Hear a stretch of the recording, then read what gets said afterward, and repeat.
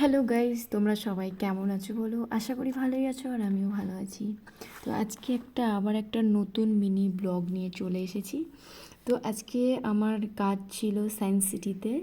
আর science সিটিতে ক্লায়েন্টের বাড়িতে জন্য আমি চলে এসেছি, মানে ওনার লোকেশানে একটু বাইরে তপসিয়া মোড়ে। এইখানটা আমি যতবারই আসি এই ক্লায়েন্টের বাড়িতে, আমি এইখানে একটা জুসের দোকান আছে আর দেখতেই পাচ্ছ এখানকার জুস মানে সব রকমের জুস বানায়, ফ্রুট জুস, তারপরে সব রকমের আইসক্রিম শেক বানায়। আর খেতে সেই লেভেলের, মানে খুব ভালো টেস্টি খেতে লাগে।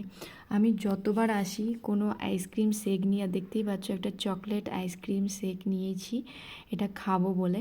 আর এটা সত্যি কথা বলতে মানে এটা মানে যদি মাস্ক দিতে মানে যদি বলো এদের নাম্বার দিতে, তাহলে আমি বলবো 10 অফ দ্য 10। মানে আইসক্রিম শেকটা খুবই ভালো খেতে ছিল, খুবই টেস্টি ছিল। তারপরে চলে এসেছিলাম ক্লায়েন্টের বাড়িতে।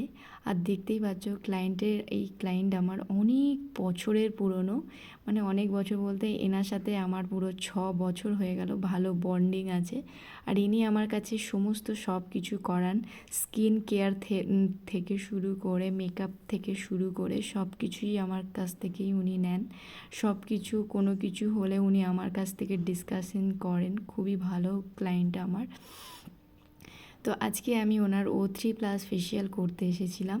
আর দেখো ক্লায়েন্ট আমার এত ভালো আর এত বন্ডিং, ও আমাকে আমি কাজ করতে করতে কাজের ফাঁকে খাবার অর্ডার দিয়ে দিয়েছে। আর দেখতেই পাচ্ছ আমাকে একটা প্লেট নিয়ে বসিয়ে দিয়েছে।